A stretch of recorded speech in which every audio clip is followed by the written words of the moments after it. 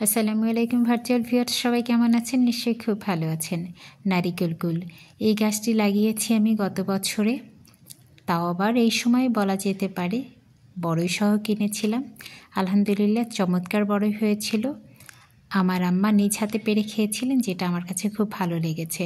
এবং আমি সবসময় গাছ লাগাই এই কারণে যে আমার আম্মা নিজ হাতে যাতে পেড়ে খেতে পারেন, ওইটা দেখতে আমার যত সুখ।